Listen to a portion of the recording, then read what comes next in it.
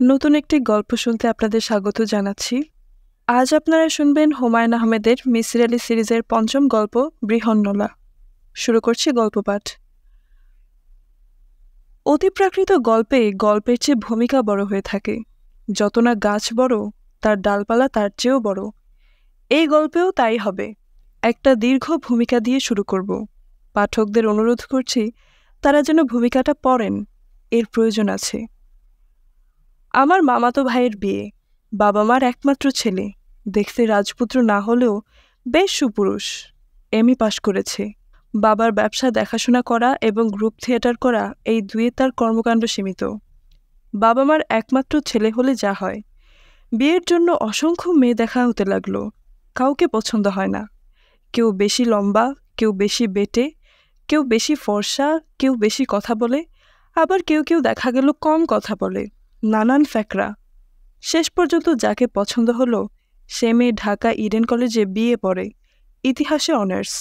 মেয়ের বাবা নেই, মার অন্য কোথায় বিয়ে হয়েছে। মেয়ে তার বড় চাচার বাড়িতে মানুষ, তিনিই তাকে খরচপত্র দিয়ে বিয়ে দিচ্ছেন। আমার মামা এবং মামি দুজনের কেউই এই বিয়ে সহজভাবে নিতে পারলেন না। যেই মেয়ের বাবা নেই, মা আবার বিয়ে করেছে, পাত্রী হিসেবে সে তেমন কিছু না। তাছাড়া সে খুব সুন্দরীও না, মোটামুটি ধরনের চেহারা। আমার মামাতো ভাই তবুও কেন জানি একবার মাত্র মেয়েকে দেখেই বলে দিয়েছে এই মেয়ে ছাড়া সে কাউকে বিয়ে করবে না। মেয়ের বাবা নেই তো কি হয়েছে, সবার বাবা চিরকাল থাকে নাকি? মেয়ের মার বিয়ে হয়েছে, তাতে অসুবিধাটা কি? অল্প বয়সে বিধবা হয়েছেন, তার তো বিয়ে করাই উচিত। এমন তো না যে দেশে বিধবা বিবাহ নিষিদ্ধ। মামা মামিকে শেষ পর্যন্ত মত দিতে হলো, তবে খুব খুশি মনে মত দিলেন না, কারণ মেয়ের বড় চাচাকেও তাদের খুবই অপছন্দ হয়েছে। লোকটা নাকি অভদ্রের চূড়ান্ত, ধরাকে সরা জ্ঞান করে, চামার টাইপ। বিয়ের দিন তারিখ হলো এক মঙ্গলবার। কাক ডাকা ভোরে আমরা একটা মাইক্রোবাস এবং সাদা রঙের টয়োটায় করে রওনা হলাম। গন্তব্য ঢাকা থেকে 90 মাইল দূরের এক মফস্বল শহর। মফস্বল শহরের নামটা আমি বলতে চাচ্ছি না, গল্পের জন্য সেই নাম জানার প্রয়োজনও নেই। 33 জন বরযাত্রী, অধিকাংশই ছেলে ছোকরা। হইচয়ের চূড়ান্ত হচ্ছে। এই মাইক বাজছে, এই মাইক্রোবাসের ভেতর ব্রেক ডান্স হচ্ছে, এই পটকা ফুটছে। ফাঁকা রাস্তায় এসে মাইক্রোবাসের গিয়ারবক্সে কি যেন হলো, একটু পরপর বাস থেমে যায়। সবাইকে নেমে ঠেলতে হয়। বরযাত্রীদের উৎসাহ তাতে যেন আরও বাড়ল। শুধু আমার মামা অসম্ভব গম্ভীর হয়ে পড়লেন। আমাকে ফিসফিস করে বললেন, এটা হচ্ছে অলক্ষণ, খুবই অলক্ষণ। রওনা হবার সময় একটা খালি জগ দেখেছি, তখনই মনে হয়েছে একটা কিছু হবে। গিয়ারবক্স গেছে, এখন দেখবি চাকা পাংচার হবে, না হয়ে পারেই না। হলোও তাই। একটা কালভার্ট পার হবার সময় চাকার হাওয়া চলে গেল। মামা বললেন, কি দেখলি? বিশ্বাস হলো আমার কথা? এখন বসে বসে আঙুল চোষ। স্পেয়ার চাকা লাগাতেও অনেক সময় লাগলো। মামা ছাড়া অন্য কাউকে বিচলিত হতে দেখলাম না। বরযাত্রীদের উৎসাহ মনে হলো আরও বেড়েছে। চিৎকার হইচই হচ্ছে, একজন গান গাওয়ার চেষ্টা করছে। শুধুমাত্র বিয়ে বাড়িতে পৌঁছানোর পরই সবার উৎসাহে খানিকটা ভাটা পড়ল। মফস্বল শহরের বড় বাড়িগুলো সাধারণত যেরকম হয় সেরকম একটা পুরনো ধরনের বাড়ি। এইসব বাড়ি এমনিতেই খানিকটা বিষণ্ণ প্রকৃতির। এই বাড়ি দেখে মনে হলো বিরাট একটা শোকের বাড়ি। খা খা করছে চারদিক, লোকজন নেই। কলা গাছ দিয়ে গেটের মতো করা হয়েছে, সেটাকে গেট না বলে গেটের প্রহসন বলাই ভালো। একদিকে রঙিন কাগজের চেইন, অন্যদিকে খালি। হয় রঙিন কাগজ কম পড়েছে, কিংবা লোকজনের গেট প্রসঙ্গে উৎসাহ শেষ হয়ে গেছে। আমার মামা হতভম্ব। বরযাত্রীরা মুখ চাওয়াচাই করছে। ব্যাপারটা কি? হাফ শার্ট পরে একটা চ্যাংড়া ছেলে এসে বলল, আপনারা বসেন, বিশ্রাম করেন।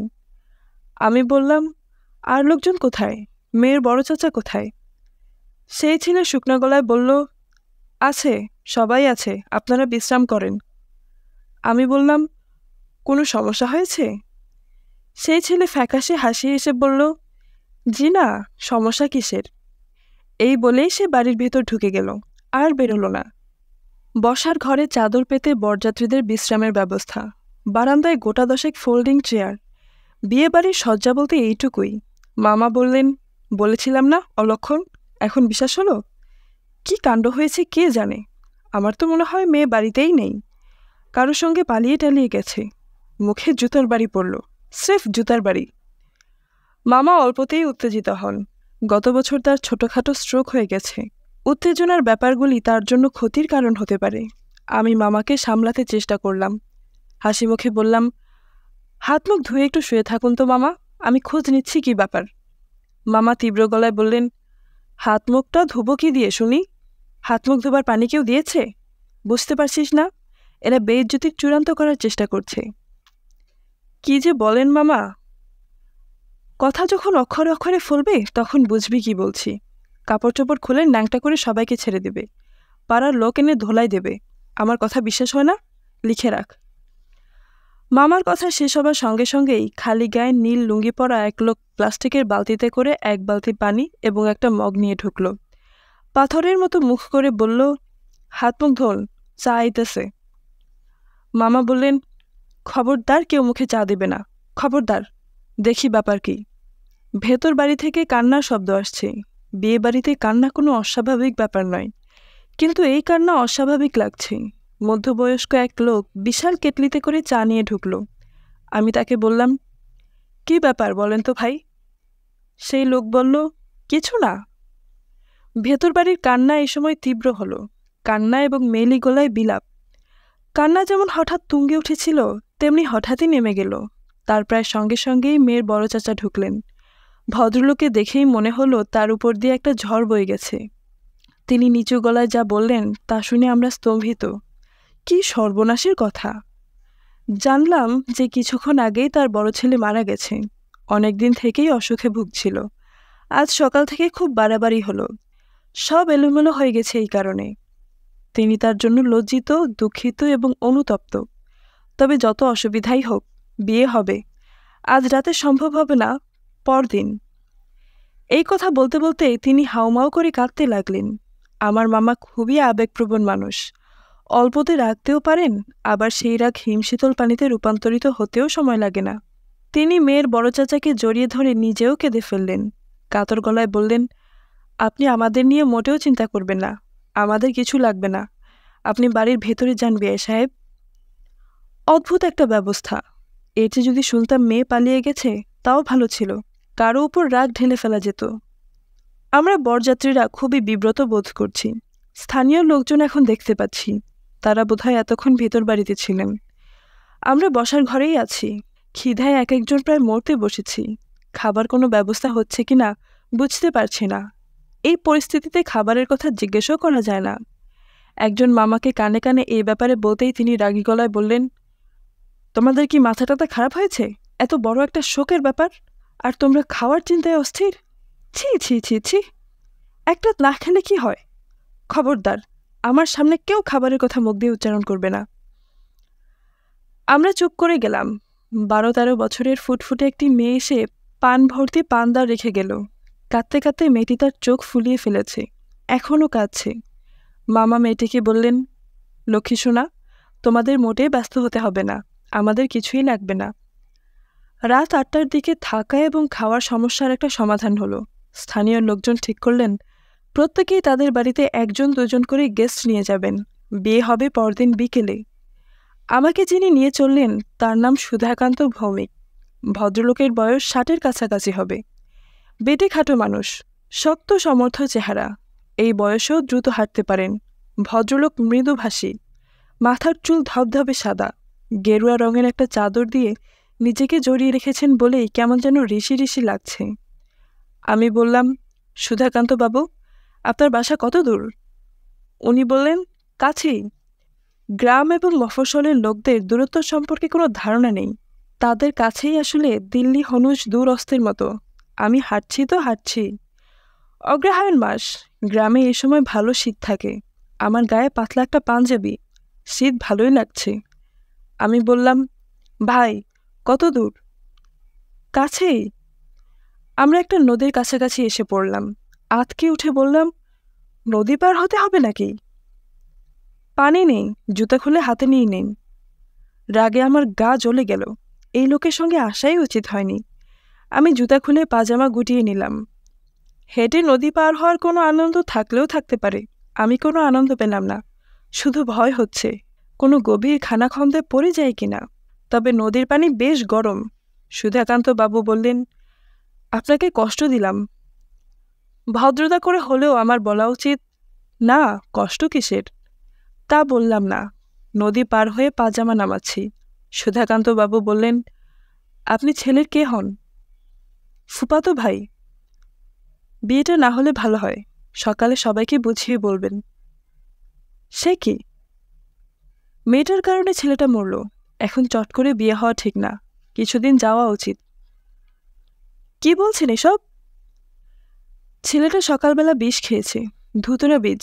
এই অঞ্চলে ধুতুরা খুব হয়। আপনি বলছেন কি ভাই? ছেলের বাবা রাজি হলেই পারত। ছেলেটা বাঁচত। গোয়ার গোবিন্দ মানুষ, তার না মানেই না। ছেলেমেয়ের এই প্রেমের ব্যাপারটা সবাই জানে নাকি? জানবে না কেন? মফস্বল শহরে এসব চাপা থাকে না। আপনাদের শহরে অন্য কথা, আকসার হচ্ছে। আমার মনটা খারাপ হয়ে গেল। এ কি সমস্যা? বাকি পথ দুজন নীরবে পার হলাম। পুরোপুরি নীরব বলাটা বোধহয় ঠিক হলো না। ভদ্রলোক নিজের মনেই মাঝে মাঝে বিড়বিড় করছিলেন। মন্ত্রতন্ত্র পড়ছেন বোধহয়। ভদ্রলোকের বাড়ি একেবারে জঙ্গলের মধ্যে। একতলা পাকা দালান, প্রশস্ত উঠান। উঠানের মাঝখানে তুলসী মঞ্চ। বাড়ির লাগোয়া দুটি প্রকাণ্ড কামিনী গাছ। একপাশে কুয়া আছে। হিন্দু বাড়িগুলো যেমন থাকে, ছবির মতো পরিষ্কার। উঠোনে দাঁড়াতেই মনে শান্তি শান্তি একটা ভাব হলো। আমি বললাম, এত চুপচাপ কেন? বাড়িতে লোকজন নেই? না। আপনি একা নাকি? হুম। বলেন কি, একা একা এত বড় বাড়িতে থাকেন? আগে অনেক লোকজন ছিল। কিছু মরে গেছে, কিছু চলে গেছে ইন্ডিয়াতে। এখন আমি একাই আছি। আপনি স্নান করে ফেলুন। স্নান ফান লাগবে না। আপনি কিছু খাবার ব্যবস্থা করুন, তাহলেই হবে। একটু সময় লাগবে। রান্নার জোগাড় করতে হবে। আপনি কি এখন রান্না করবেন? রান্না না করলে খাবেন কি? বেশিক্ষণ লাগবে না। ভদ্রলোক গামছা, সাবান এবং একটা জল চৌকি এনে কুয়ার পাশে রাখলেন। স্নান করে ফেলুন। সারাদিন জার্নি করে এসেছেন। স্নান করলে ভালো লাগবে। কুয়ার জল খুব ভালো। দিন, আমি জল তুলে দিচ্ছি। আপনাকে তুলতে হবে না। আপনি বরং রান্না শুরু করুন। খিদায় চোখ অন্ধকার হয়ে আসছে। এই লুঙ্গিটা পরুন, ধোয়া আছে। আজ সকালেই সোডা দিয়ে ধুয়েছি। আমার আবার পরিষ্কার থাকার বাতিক আছে। নোংরা সহ্য করতে পারি না। ভদ্রলোক যে নোংরা সহ্য করতে পারে না, তা পরিষ্কার বোঝা যাচ্ছে। তিনি রান্না করতে বসেছেন উঠানে। উঠানেই পরিষ্কার ঝকঝকে দুটো মাটির চুলা। সুধাকান্ত বাবু চুলার সামনে জলচৌকিতে বসেছেন।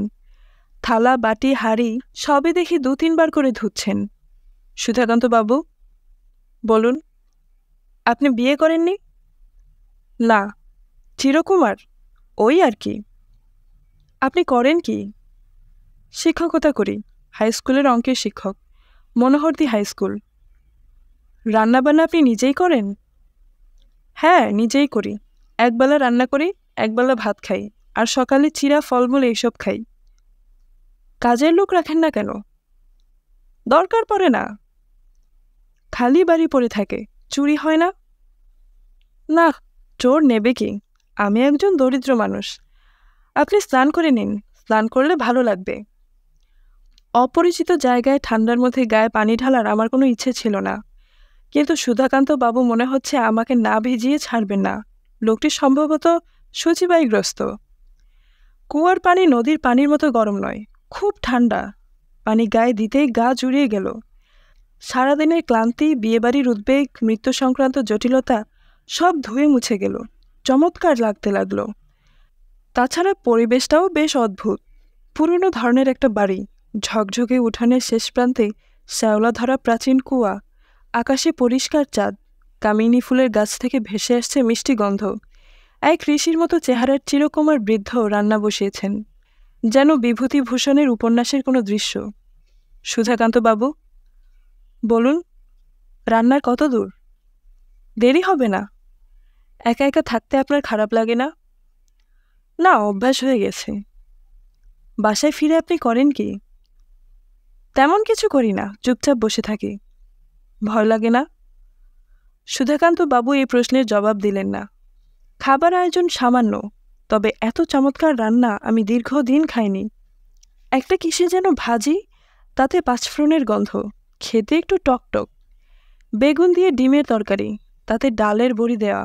ডালের বড়ি এর আগে আমি খাইনি। এমন একটা সুখাদ্য দেশে প্রচলিত আছে তাই আমার জানা ছিল না। মুগের ডাল, ডালে ঘি দেওয়াতে অপূর্ব গন্ধ।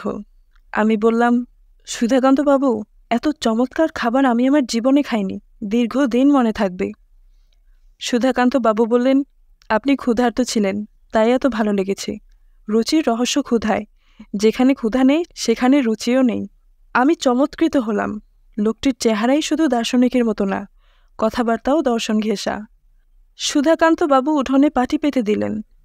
খাওয়া দাওয়ার পর সিগারেট হাতে সেখানে বসলাম। কিছুক্ষণ গল্পগুজব করা যেতে পারে। সুধাকান্ত বাবুকে অবশ্য খুব আলাপী লোক বলে মনে হচ্ছে না। এই যে দীর্ঘ সময় তার সঙ্গে আছি, তিনি এর মধ্যে আমার নাম জানতে চাননি, আমি কি করি তাও জানতে চাননি। আমি এই মানুষটির প্রতি যথেষ্ট আগ্রহ বোধ করছি, কিন্তু এই লোকটা আমার প্রতি কোনো আগ্রহ বোধ করছে না। অথচ আমি আমার অভিজ্ঞতায় দেখেছি, যারা মাস্টারি করে তারা কথা বলতে খুব পছন্দ করে, অকারণেই কথা বলে। প্রায় মিনিট 15 আমরা চুপচাপ বসে থাকার পর সুধাকান্ত বাবু আমাকে অবাক করে দিয়ে বললেন, আপনি জিজ্ঞেস করছিলেন একা একা আমি এ বাড়িতে থাকতে ভয় পাই কিনা, তাই না? আমি বললাম, হ্যাঁ তাই। সুধাকান্ত বাবু বললেন, ভয় পাই, প্রায় রাতেই ঘুমোতে পারি না, জেগে থাকি। ঘরের ভেতর আগুন করে রাখি, হারিকেন জ্বালানো থাকে। ওরা আগুন ভয় পায়, আগুন থাকলে কাছে আসে না। আমি অবাক হয়ে বললাম, কারা? তিনি জবাব দিলেন না। আমি বললাম, আপনি কি ভূতপ্রেতের কথা বলছেন? হ্যাঁ। আমি মনে মনে একটা দীর্ঘ নিঃশ্বাস ফেললাম। পৃথিবী কোথায় চলে গিয়েছে এই বৃদ্ধ তা বোধহয় জানে না। চাঁদের পিঠে মানুষের জুতোর ছাপ পড়েছে। ভাইকিং উপগ্রহ নেমেছে মঙ্গলের মরুভূমিতে। ভয়েজার 1 এবং 2 উড়ে গেছে বৃহস্পতির কিনারা ঘেঁষে। আর এই অঙ্কের শিক্ষক ভূতের ভয়ে ঘরে আগুন জ্বালিয়ে রাখছে, কারণ অশরীরীরা আগুন ভয় পায়। আমি বললাম, আপনি কি ওদের দেখেছেন কখনো? না। ওদের পায়ের শব্দ পান? তাও না। তাহলে? বুঝতে পারি। বুঝতে পারেন? জি, আপনি যখন আছেন আপনিও বুঝবেন। ওদের কাণ্ডকারখানা দেখতে পাবো তাই বলছেন? তবে ওদের না, শুধু একজন আসে। তাও ভালো যে একজন আসে। আমি ভেবেছিলাম দলবল নিয়ে বোধহয় চলে আসে, নাচ গান হই হল্লা করে। আপনি আমার কথা একেবারেই বিশ্বাস করছেন না? ঠিকই ধরেছেন, বিশ্বাস করছি না। অবশ্য এই মুহূর্তে আমার গা ছমছম করছে, কারণ আপনার পরিবেশটা ভৌতিক। সুধাকান্ত বাবু বললেন, ওরা কিন্তু আছে। আমি চুপ করে রইলাম। এই বৃদ্ধের সঙ্গে ভূত আছে কি নেই তা নিয়ে তর্ক করার কোনো অর্থ হয় না। থাকলে থাকুক। আমার কাছে যে আসে সে একটা মেয়ে। তাই নাকি? জি, 11-12 বছর বয়স। বুঝলেন কি করে তার বয়স 11-12? আপনাকে বলেছে? জি না, অনুমান করে বলছি। তার নাম কি, নাম জানেন? জি না। সে এসে কি করে? সুধাকান্ত বাবু বললেন, মেয়েটি যে আসছে এই কি যথেষ্ট নয়? তার কি আর কিছু করার প্রয়োজন আছে? আমি চুপ করে গেলাম। আসলেই তো, অশরীরী এক বালিকার উপস্থিতি তো যথেষ্ট। সুধাকান্ত বাবু বললেন, আপনি নিজেও হয়তো দেখতে পারবেন। আমি চমকে উঠলাম। ভদ্রলোক সহজ স্বরে বললেন, আমি ছাড়াও অনেকে দেখেছি। সুধাকান্ত বাবু ছোট্ট করে নিঃশ্বাস ফেললেন এবং তার প্রায় সঙ্গে সঙ্গে বিকট একটা হাসি শুনলাম। উঠান কাঁপিয়ে গাছপালা কাঁপিয়ে হো হো করে কে যেন হেসে উঠল। সুধাকান্ত বাবু পাশে না থাকলে অজ্ঞানী হয়ে যেতাম। আমি তীক্ষ্ণ গলায় চেঁচিয়ে উঠলাম, কে? কে? সুধাকান্ত বাবু বললেন, ওটা কিছু না। আমি ভয় জড়ানো গলায় বললাম, কিছু না মানে? ওটা খাটাস, মানুষের মতো করে হাসে। বলেন কি? খাটাসের নাম তো এই প্রথম শুনলাম। এ তো ভূতের বাবা বলে মনে হচ্ছে। আমার গা এখনো কাঁপছে। জল খান, জল খেলে ভয়টা কমবে। সুধাকান্ত বাবু কাঁসার গ্লাসে করে পানি নিয়ে এলেন। খাটাস নামক জন্তুটি আরেকবার রক্ত হিম করা হাসি হাসল। সুধাকান্ত বাবু যদি কিছু না বলতেন তাহলে ভূতের হাসি শুনেছি এই ধারণা সারা জীবন আমার মনের মধ্যে থাকত। লোকটার প্রতি এই প্রথম আমার খানিকটা আস্থা হলো। আজগুবি গল্প বলে ভয় দেখানো এই লোকের ইচ্ছা নয় বলেই মনে হলো। এরকম ইচ্ছা থাকলে এই ভয়ঙ্কর হাসির সম্পর্কে সে চুপ করে থাকত। সুধাকান্ত বাবু বললেন, ওই মেয়েটার কথা শুনবেন? হ্যাঁ, শোনা যেতে পারে, তবে আমি নিজে অবিশ্বাসী ধরনের মানুষ, কাজেই গল্পের মাঝখানে যদি হেসে ফেলি কিছু মনে করবেন না। এই গল্পটা কাউকে বলতে ভালো লাগে না, অবশ্য অনেকেই বলেছি, এখানকার সবাই জানে। আপনার গল্প এখানকার সবাই বিশ্বাস করেছে? সুধাকান্তবাবু গম্ভীর গলায় বললেন, আমি যদি এখানকার কাউকে একটা মিথ্যা কথাও বলি এরা বিশ্বাস করবে।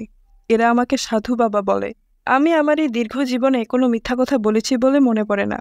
আমি একা একা থাকি, আমার প্রয়োজনও সামান্য। মানুষ মিথ্যা কথা বলে প্রয়োজন এবং স্বার্থের কারণে, আমার সেই সমস্যা নেই। এসব থাক, আমি বরং গল্পটা বলি। বলুন। ভেতরে গিয়ে বসবেন? এখানে মনে হচ্ছে একটু ঠান্ডা লাগছে, অগ্রহায়ণ মাসে হিম পড়ে। আমার অসুবিধা হচ্ছে না, এইখানেই বরং ভালো লাগছে। গ্রামে তেমন আসা হয় না। আপনি শুরু করুন। সুধাকান্ত বাবু গল্প শুরু করতে গিয়েও শুরু করলেন না, হঠাৎ যেন একটু অন্যরকম হয়ে গেলেন, যেন তীক্ষ্ণ দৃষ্টিতে কিছু দেখতে চেষ্টা করছেন। খসখস শব্দ হলো, নতুন কাপড় পরে হাঁটলে যেমন শব্দ হয় সেরকম।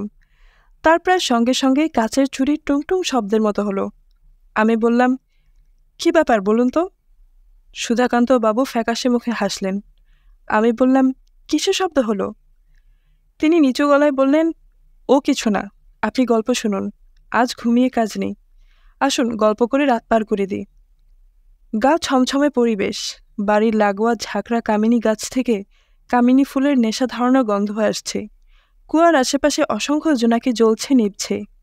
উঠোনের চুলা থেকে ভেসে আসছে পোড়া কাঠের গন্ধ। আকাশ ভরা নক্ষত্র বিথি। সুধাকান্তবাবু শুরু করলেন। যুবক বয়স থেকেই আমাকে সবাই ডাকত সাধু বাবা, যদিও ঠিক সাধু বলতে যা বোঝায় আমি তার নই।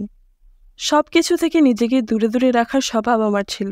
শ্মশান কবরস্থান এসব আমাকে ছোটবেলা থেকেই আকর্ষণ করত। অল্প বয়স থেকেই শ্মশান কবরস্থানের আশেপাশে ঘুরঘুর করতাম। আমার বাবা শ্যামাকান্ত ভৌমিক তখনও জীবিত। আমার মতিগতি দেখে অল্প বয়সেই আমার বিবাহ ঠিক করলেন। পাশের গ্রামের মেয়ে, ভবানী মিত্র মহাশয়ের প্রথমা কন্যা আরতি, খুবই রূপবতী মেয়ে।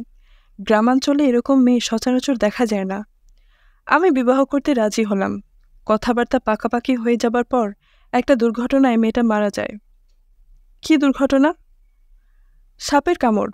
আমাদের এই অঞ্চলে সাপের উপদ্রব আছে, বিশেষ করে কেউটে সাপ। তারপর কি হলো বলুন। মেয়েটির মৃত্যুতে খুব শোক পেলাম, প্রায় মাথা খারাপের মতো হয়ে গেল।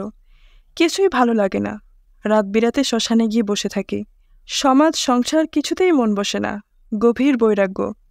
কিছুদিন সাধু সন্ন্যাসীর খোঁজ করলাম।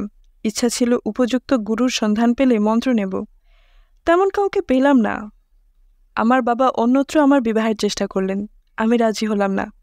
বাবাকে বুঝিয়ে বললাম যে ঈশ্বরের ইচ্ছা না যে আমি সংসারের বন্ধনে আটকা পড়ি। পরিবারের অন্যরাও চেষ্টা করলেন, আমি সম্মত হলাম না। এসব আমার প্রথম যৌবনের কথা। না, না বললে আপনি গল্পটা ঠিক বুঝতে পারবেন না। আপনি কি বিরক্ত হচ্ছেন? আমি বললাম, না, বিরক্ত হব কেন? সুধাকান্ত বাবু আবার শুরু করলেন। এরপর অনেক বছর কাটল। শ্মশানে শ্মশানে ঘুরতাম বলেই বোধহয় ঈশ্বর আমার ঘরটাকে শ্মশান করে দিলেন। পুরোপুরি একা হয়ে গেলাম। মানুষ যে কোনো পরিস্থিতিতে নিজেকে মানিয়ে নেয়, আমিও মানিয়ে নিলাম। আমার প্রকৃতির মধ্যে এক ধরনের একাকিত্ব ছিল, কাজেই আমার খুব অসুবিধা হলো না। এখন আমি মূল ঘটনায় চলে আসব। তার আগে আপনি কি চা খাবেন? জি না। খান একটু চা, ভালো লাগবে। আমার মনে হলো ভদ্রলোকের নিজেরই চা খেতে ইচ্ছা হচ্ছে। আমি বললাম, ঠিক আছে বানান, একটু ঠান্ডা ঠান্ডা লাগছে অবশ্য। ভেতরে গিয়ে বসবেন? জি না, এখানেই ভালো লাগছে। চা শেষ করার পর দ্বিতীয় দফায় গল্প শুরু হলো। এখানে আমি একটা মজার ব্যাপার লক্ষ্য করলাম। আমার কাছে মনে হলো ভদ্রলোকের গলার স্বরটা পাল্টে গেছে। আগে যে স্বরে কথা বলছিলেন এখন সেই স্বরে বলছেন না, একটু পরিবর্তন হয়েছে। আমার মনের ভুল হতে পারে। অনেক সময় পরিবেশের কারণে সবকিছু অন্যরকম মনে হয়। সুধাকান্ত বাবু বলতে শুরু করলেন। গত বছরের কথা, কার্তিক মাস। আমি বাড়িতে ফিরছি। রাত প্রায় 10টা কিংবা তার চেয়ে বেশিও হতে পারে। আমার ঘড়ি নেই, সময়ের হিসাব ঠিক থাকে না। আমি সুধাকান্ত বাবুকে থামিয়ে দিয়ে জিজ্ঞেস করলাম, আপনার স্কুল তো নিশ্চয়ই 4-5টার দিকে ছুটি হয়, এত রাতে ফিরছিলেন কেন? সুধাকান্ত বাবু নিচু গলায় বললেন, রোজই এই সময় বাড়ি ফিরি। সকাল সকাল বাড়ি ফেরার কোনো উৎসাহ বোধ করি না। পাবলিক লাইব্রেরি আছে, ওইখানে পত্রিকা টত্রিকা পড়ি, গল্পের বই পড়ি। বলুন, তারপর কি হলো? তারিখটা হচ্ছে 12ই কার্তিক, সোমবার। আমি মানুষ হিসেবে বেশ সাহসী। রাত বিরাতে একা একা ঘোরাফেরা করি। ওই রাতে রাস্তায় নেমেই আমার ভয় ভয় করতে লাগলো। কি জন্য ভয় করছে সেটাও বুঝলাম না। তখন মনে হলো রাস্তায় একটা পাগলা কুকুর বের হয়েছে। ভয়টা বোধহয় ওই কুকুরের কারণে। আমি একটা লাঠি হাতে নিলাম। শুক্লপক্ষের রাত, ফকফকা জ্যোৎস্না, তবুও পরিষ্কার সবকিছু দেখা যাচ্ছে না, কারণ কুয়াশা। কার্তিক মাসের শেষে এদিকে বেশ কুয়াশা হয়। নদীর কাছাকাছি আসতেই কুকুরটাকে দেখলাম, গাছের নিচে শুয়েছিল। আমাকে দেখে উঠে দাঁড়ালো এবং পিছন পিছন আসতে লাগলো। মাঝে মাঝে চাপা শব্দ করছে। পাগলা কুকুর পিছনে পিছনে আসছে। আমি এগুচ্ছি। ব্যাপারটা খুব ভয়াবহ। যে কোনো মুহূর্তে এই কুকুর ছুটে এসে কামড়ে ধরতে পারে। আমি কুকুরটাকে তাড়াবার চেষ্টা করলাম, ঢিল ছুঁড়লাম, লাঠি দিয়ে ভয় দেখালাম। কুকুর নড়ে না, দাঁড়িয়ে থাকে, চাপা শব্দ করতে থাকে। আমি হাঁটতে শুরু করলেই সেও হাঁটা শুরু করে। যাই হোক, আমি কোনো ক্রমে নদীর পাড়ে এসে পৌঁছালাম। তখন আমার খানিকটা সাহস ফিরে এলো, কারণ পাগলা কুকুর পানিতে নামে না, পানি দেখলেই এরা ছুটে পালায়। অদ্ভুত কাণ্ড, কুকুর পানি দেখে ছুটে পালালো না, আমার পিছনে পিছনে পানিতে নেমে পড়ল। আমার বিস্ময়ের সীমা রইল না। আমি নদীর ওপারে উঠলাম, কুকুরটা উঠল। আর ঠিক তখন একটা ব্যাপার ঘটল। সুধাকান্ত বাবু থামলেন। আমি বিরক্ত গলায় বললাম, আপনি জটিল জায়গাগুলোতে দয়া করে থামবেন না, গল্পের মজা নষ্ট হয়ে যায়।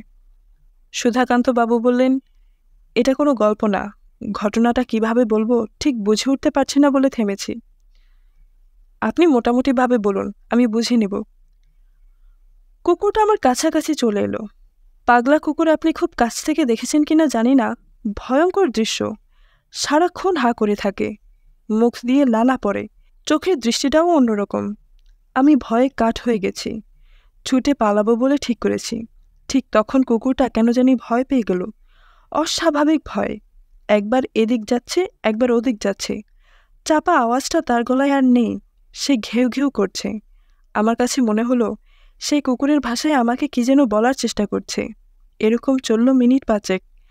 তারপরে সে নদীতে ঝাঁপিয়ে পড়ল, সাঁতরে ওপারে চলে গেল। পুরোপুরি কিন্তু গেল না, ওপারে দাঁড়িয়ে রইল এবং ক্রমাগত ডাকতে লাগলো। তারপর আমি একটা সিগারেট ধরালাম। তখন আমি ধূমপান করতাম, মাস 3 হলো ছেড়ে দিয়েছি। যাই হোক, সিগারেট ধরাবার পর আমার ভয়টা পুরোপুরি কেটে গেল। হাত থেকে লাঠি ফেলে দিলাম। বাড়ির দিকে রওনা হব বলে ভাবছি, হঠাৎ মনে হলো নদীর ধার ঘেঁষা বড় হওয়া ঘাসগুলোর মাঝখান থেকে কি যেন একটা নড়ে উঠল। আপনি আবার ভয় পেলেন? না, ভয় পেলাম না। একবার ভয় কেটে গেলে মানুষ চট করে আর ভয় পায় না। আমি এগিয়ে গেলাম। কুকুরটা তখনও আছে? হ্যাঁ, আছে। তারপর বলুন। আমি কাছাকাছি গিয়ে দেখলাম একটা মেয়ের ডেড বডি, 11-12 বছর বয়স, পরনে ডোরাকাটা শাড়ি।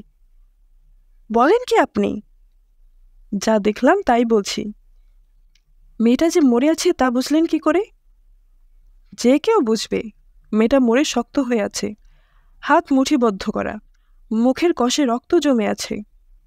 কি সর্বনাশ! আমি দীর্ঘ সময় মেয়েটার সামনে দাঁড়িয়ে রইলাম। ভয় পেলেন না?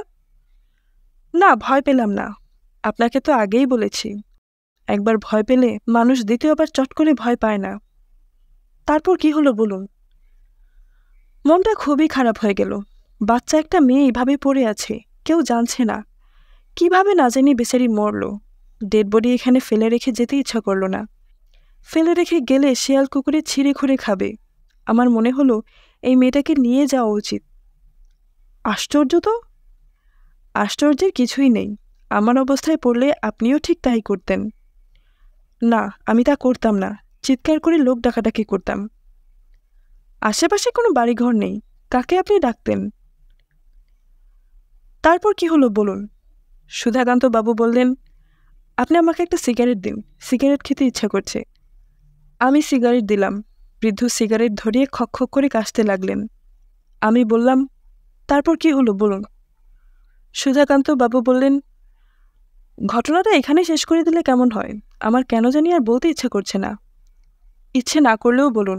এখানে গল্প শেষ করার প্রশ্নই ওঠে না। এটা গল্প না। গল্প না যে তা বুঝতে পারছি। তারপর বলুন আপনি কি করলেন? মেয়েটাকে তুললেন? হ্যাঁ, তুললাম। কেন তুললাম সেটাও আপনাকে বলি। একটা অপরিচিত মেয়ের শবদেহ কেউ চট করে কোলে তুলে নিতে পারে না। এই কাজটা আমি করলাম কারণ বালিকার মুখ দেখতে অবিকল। সুধাকান্ত বাবু থেমে গেলেন। আমি বললাম, মেয়েটি দেখতে ওই মেয়েটির মতো যার সঙ্গে আপনার বিয়ের কথা হয়েছিল? আরতি? হ্যাঁ, আরতি। আপনার স্মৃতিশক্তি তো খুব ভালো। আপনি আপনার গল্পটা বলে শেষ করুন। মেয়েটি দেখতে অবিকল আরতির মতো। আমি মাটি থেকে তাকে তুললাম। মরা মানুষের শরীর ভারী হয়ে যায় লোকে বলে। আমি দেখলাম মেয়েটার শরীর খুব হালকা। একটা কথা বলতে ভুলে গেছি। মেয়েটাকে তোলার সঙ্গে সঙ্গে কুকুরটা চিৎকার বন্ধ করে দিল। আমার কাছে মনে হলো চারদিক হঠাৎ যেন অস্বাভাবিক নীরব হয়ে গেছে। আমি মেয়েটাকে নিয়ে রওনা হলাম। আপনার ভয় করল না? না, ভয় করেনি। মেয়েটার জন্য মমতা লাগছিল। আমার চোখে প্রায় পানি এসে গিয়েছিল। কার না কার মেয়ে কোথায় এসে মরে পড়ে আছে। বাড়িতে এসে পৌঁছালাম। মনে হচ্ছে নিশতি রাত। আমি কোলে করে একটা মৃতা বালিকা নিয়ে এসেছি, অথচ আমার মোটেও ভয় করছে না। আমি মেয়েটাকে ঘাড়ের উপর শুইয়ে রেখেই তালা খুলে ঘরে ঢুকলাম। তখন কেন জানি বুকটা কেঁপে উঠল, হাত পা ঠান্ডা হয়ে এলো। আমি ভাবলাম ঘর অন্ধকার বলেই এরকম হচ্ছে, আলো জ্বাললেই ভয় কেটে যাবে। আমি মেয়েটাকে বিছানায় শুইয়ে দিলাম। খাটের নিচে হারিকেন। আমি হারিকেন বের করলাম। ভয়টা কেন জানি ক্রমেই বাড়তে লাগলো। আমার মনে হলো ঘরের বাইরে অনেকেই দাঁড়িয়ে আছে, অবাক হয়ে আমার কাণ্ড কারখানা দেখছে। যেন আমার সমস্ত আত্মীয় স্বজনরা চলে এসেছে। আমার বাবা, আমার ঠাকুরদা, আমার ছোট পিসি, কেউ বাদ নেই। ওরা যে নিজেদের মধ্যে ফিসফিস করছে তাও শুনতে পাচ্ছি। হারিকেন জ্বালাতে অনেক সময় লাগতো। হাত কেঁপে যায়, দেশলাইয়ের কাঠি নিভে যায়, সলতায় আগুন ধরতে চায় না। টপ টপ করে আমার গা দিয়ে ঘাম ঝরছে। শেষ পর্যন্ত হারিকেন জ্বলল। আমার নিঃশ্বাস স্বাভাবিক হয়ে এলো। আমি খাটের দিকে তাকালাম। এটা আমি কি দেখছি? এটা কি সম্ভব? এসব কি? আমি দেখলাম মেয়েটা খাটের উপর বসে আছে, বড় বড় চোখে তাকিয়ে আছে আমার দিকে। আমার পায়ের নিচে মাটি কেঁপে উঠল। মনে হলো মাথা ঘুরে পড়ে যাচ্ছি। স্পষ্ট শুনলাম উঠোন থেকে ভয়ার্ত গলায় আমার বাবা ডাকছেন, ও সুধাকান্ত, সুধাকান্ত, তুই বেরিয়ে আয়। ও সুধাকান্ত, তুই বেরিয়ে আয়। ও বাপধন, বেরিয়ে আয়। আমি বেরিয়ে আসতে চাইলাম, পারলাম না। পা যেন মাটির সঙ্গে গেঁথে গেছে। সমস্ত শরীর পাথর হয়ে গেছে। আমি মেয়েটির উপর থেকে চোখ সরিয়ে নিতে পারলাম না। মেয়েটি একটু যেন নড়ে উঠল। কিশোরীদের মতো নরম ও কোমল গলায় একটু টেনে টেনে বলল, তুমি একা একা থাকো, বড় মায়া লাগে গো। কতবার ভাবি তোমায় দেখতে আসবো। তুমি কি আমারে চিনছ? আমি আরতি গো, আরতি। তুমি কি আমারে চিনছ? আমি মন্ত্রমুগ্ধের মতো বললাম, হ্যাঁ। তোমার জন্য আমার বড় মায়া লাগে গো, বড় মায়া লাগে। একা একা তুমি থাকো, বড় মায়া লাগে। আমি কত ভাবি তোমার কথা, তুমি ভাবো না? আমি যন্ত্রের মতো বললাম, ভাবি। আমার মনে হলো বাড়ির উঠোনে আমার সমস্ত মৃত আত্মীয় স্বজন ভিড় করেছে। 8 বছর বয়সে আমার একটা বোন পানিতে পড়ে মারা গিয়েছিল। সেও ব্যাকুল হয়ে ডাকছে, ও দাদা, তুই বেরিয়ে আয় দাদা। আমার ঠাকুরমার ভাঙা ভাঙা গলাও শুনলাম, ও সুধাকান্ত, সুধাকান্ত। খাটের উপর বসে থাকা মেয়েটা বলল, তুমি ওদের কথা শুনতেছ কেন গো? এতদিন পরে তোমার কাছে আসলাম, আমার মনটা তোমার জন্য কান্দে। ওগো, তুমি আমার কথা ভাবো না? ঠিক করে বলো, ভাবো না? ভাবি। আমার গায়ে হাত দিয়ে বলো, ভাবি। ওগো, আমার গায়ে হাত দিয়ে বলো।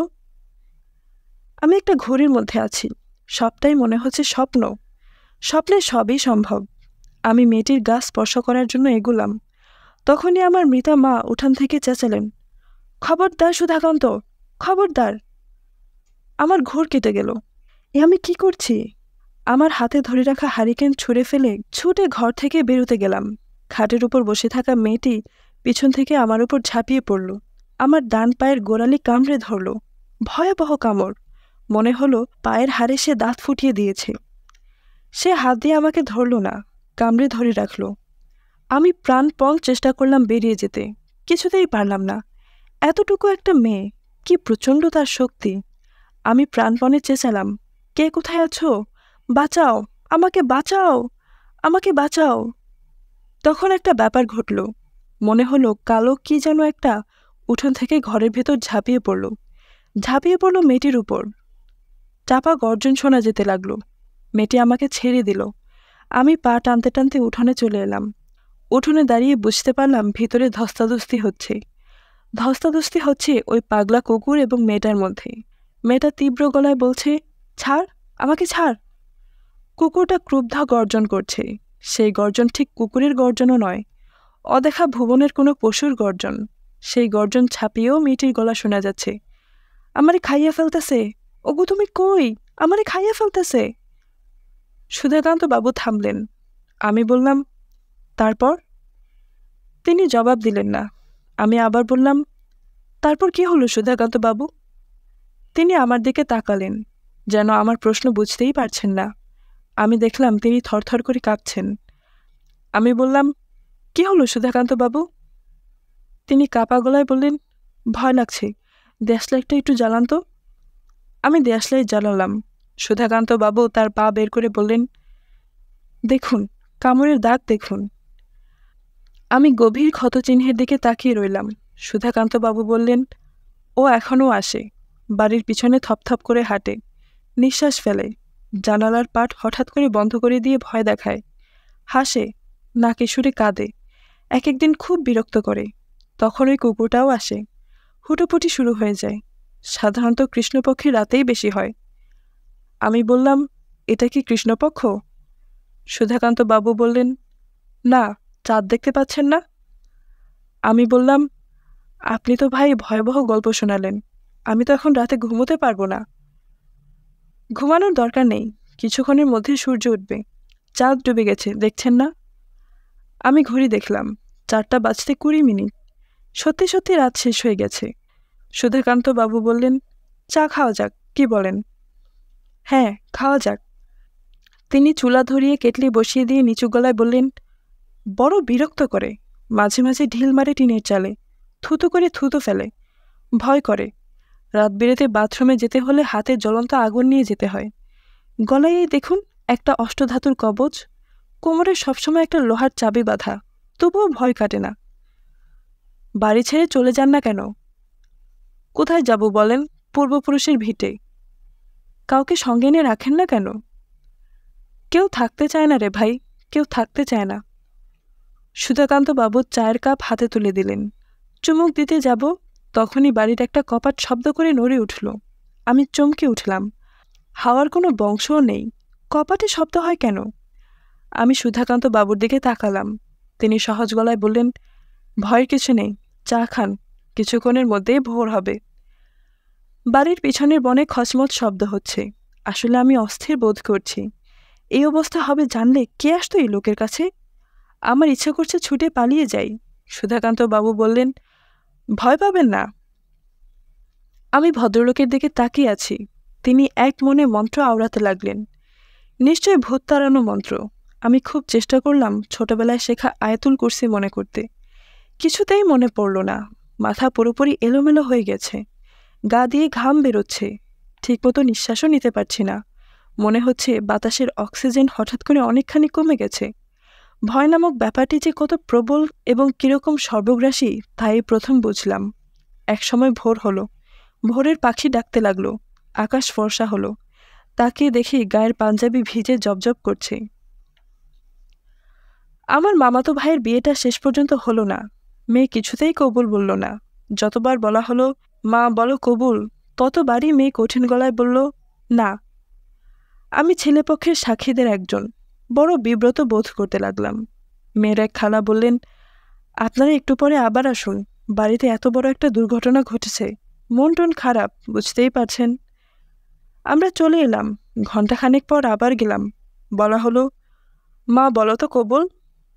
মেয়েটি অস্ফুট গলায় কি যেন বলল। মেয়ের খালা বললেন, এই তো বলেছে। মেয়ে মানুষ চিৎকার করে বলবে নাকি? আমি শুনেছি, পরিষ্কার বলেছে। এখন যান, ছেলের কবুল নিয়ে আসুন। আমি দৃঢ় গলায় বললাম, আমি কিছু শুনতে পাইনি, পরিষ্কার করে বলতে হবে। উকিল বললেন, মা বলো কবুল। মেয়েটি আবার স্পষ্ট গলায় বলল, না। বলেই তীব্র চোখে আমার দিকে তাকালো। সেই চোখে রাগ ছিল, ঘৃণা ছিল, কিঞ্চিত অভিমানও ছিল। সে যেন বলছে, কেন আমাকে তোমরা কষ্ট দিচ্ছ? তোমাদের পায়ে পড়ি, দয়া করে আমাকে মুক্তি দাও। আমি বললাম, বিয়ের ব্যাপারটা আপাতত বন্ধ থাকুক, শোকের ধাক্কাটা কমুক, তারপর দেখা যাবে। আমরা চলে এলাম।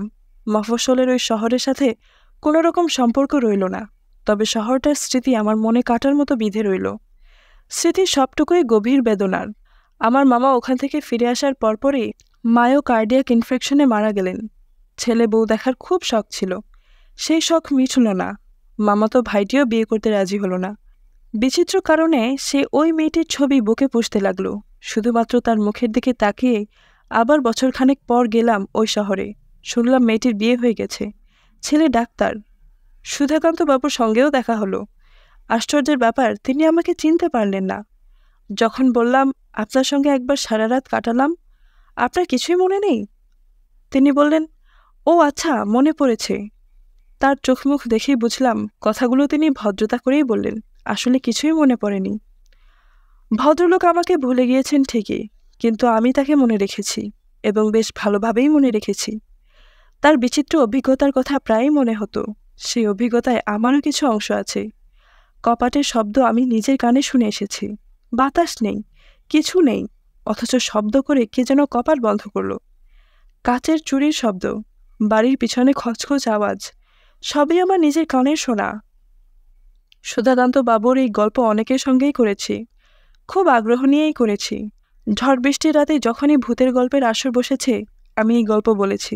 তবে গল্প তেমন জমাতে পারিনি। আমি যেমন অভিভূত হয়েছিলাম, আমি লক্ষ্য করেছি আমার গল্পের শ্রোতারা তার 100 ভাগের 1 ভাগও হয়নি। অথচ আমি নিজে খুব ভালো গল্প বলতে পারি। হয়তো পরিবেশ একটা ব্যাপার। সুধাকান্ত বাবুর বাড়িতে আথো জ্যোৎস্নায় যে পরিবেশ তৈরি হয়েছিল, ঢাকা শহরের ড্রয়িং রুমে সেই পরিবেশ তৈরি করা সম্ভব নয়। তবু এটি আমার একটি প্রিয় গল্প। যতবারই গল্প বলেছি, ততবার ওই রাতের কথা মনে পড়েছে। এক ধরনের শিহরণ বোধ করেছি।